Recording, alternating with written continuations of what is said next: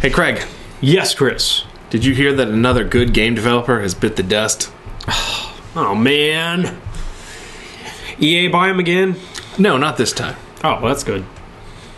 But it's still bad that they're gone. Yeah. Who are they?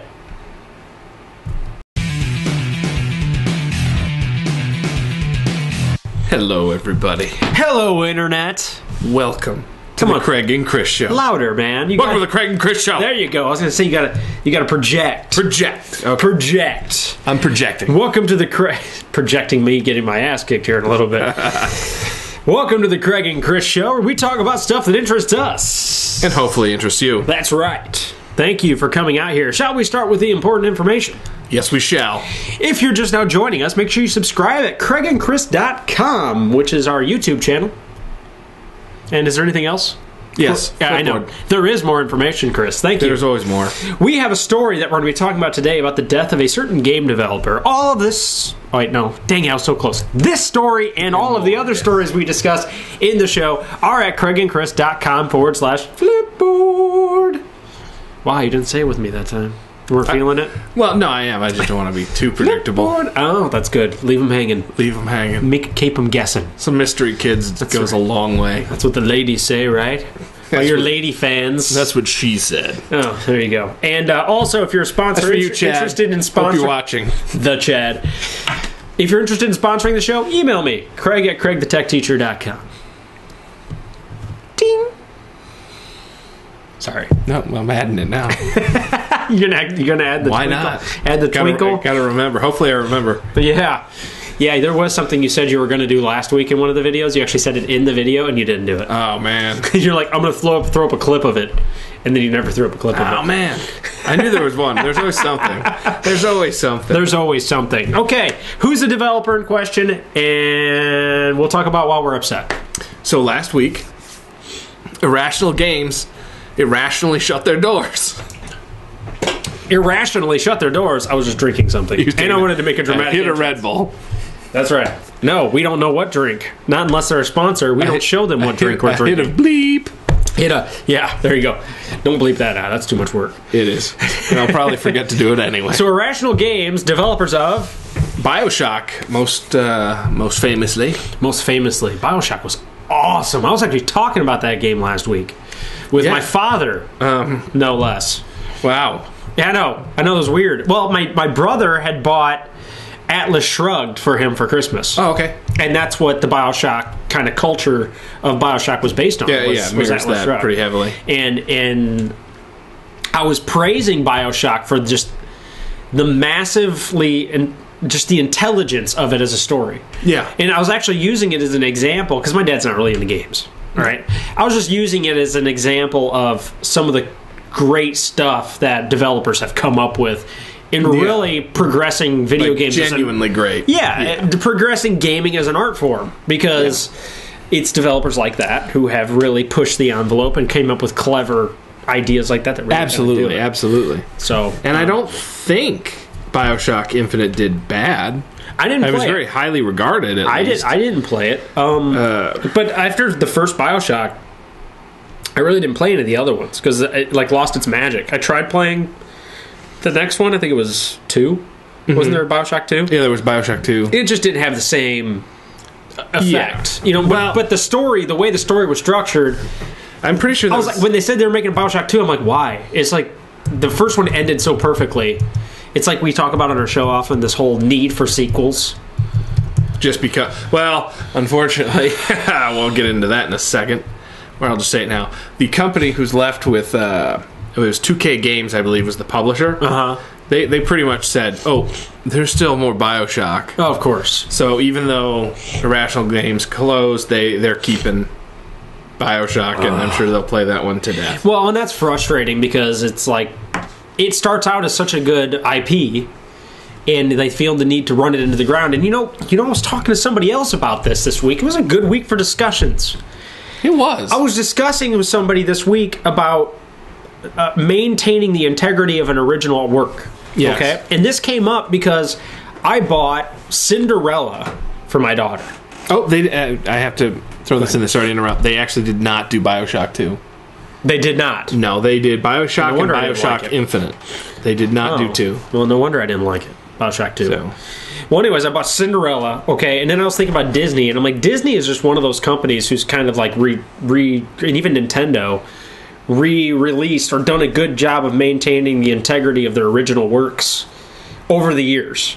Yeah. You know, because you imagine like Mass Effect, if they had just done a good job of maintaining the integrity of it, they could have kept re-releasing that 3-series franchise on every next-gen console, and we would have bought it on every next-gen console for the next 20, 30 years. Just like we have with Zelda, just like we have with... Respecting the classics. Yeah, right. But most of these developers now just run their IP into the ground. Yeah, they ride it till like... then you lose the value of the original title. I mean, in my opinion, I think you do. Because BioWare did that with Baldur's Gate. Freaking gamers still talk about Baldur's Gate. Yeah. It's like 20 years later. Yeah, that's the thing. Is like, especially with the Mass Effect series, they got a 4 coming. Yeah, I was kind of left with a Y, but... Yeah, well, that one hurt itself because it was a trilogy, and your experience with the first 2 is heavily dependent on the outcome of the third. So...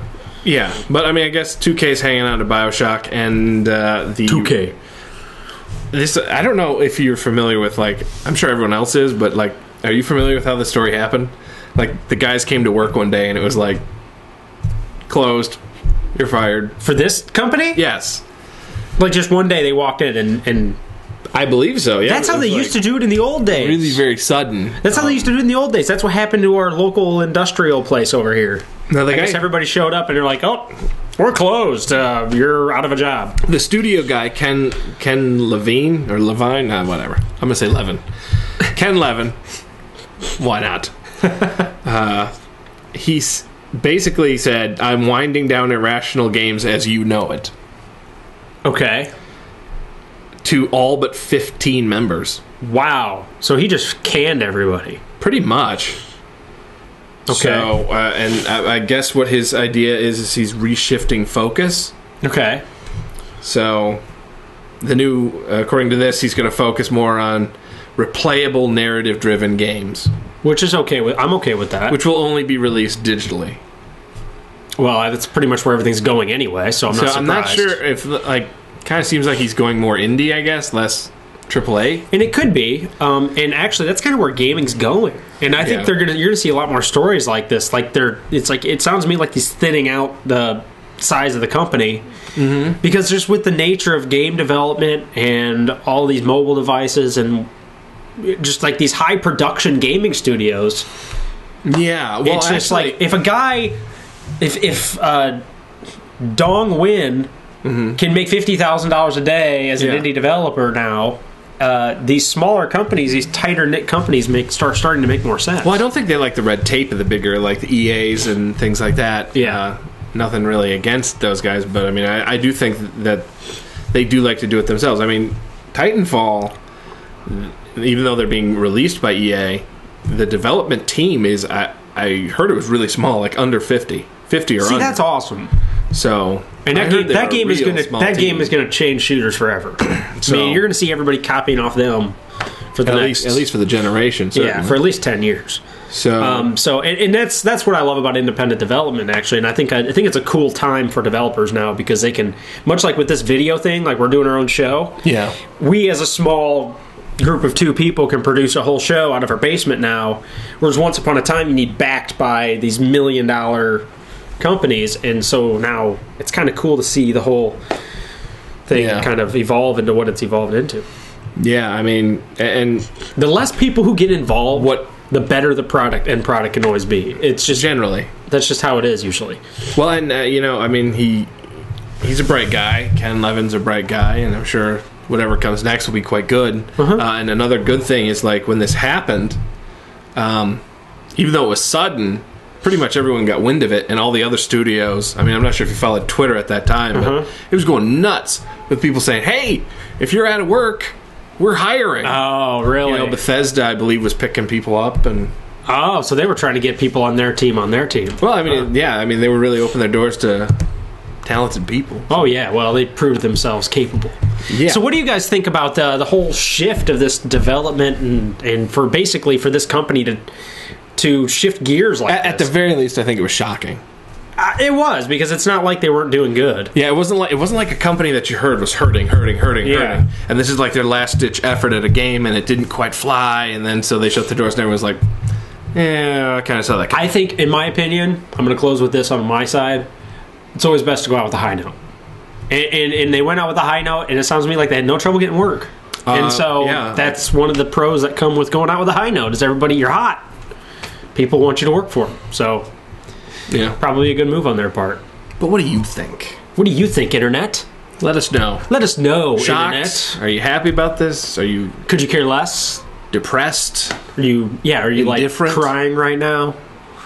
Right, the recent news you just heard on our show. So make sure you subscribe at www.craigandchris.com for more depressing news. Actually, I think it's still good news, in my opinion. I think it was good news. I'm curious. I don't need another Bioshock game. I still think it was... Bioshock 1 was amazing. Same thing happened with Bungie, too. I'd like them to just... Got tired of Halo. Wanted to do something Well, else. Same with Gears of War. Yeah. So, anyways, have a wonderful day, everybody. Thank you for joining us. Thanks, guys.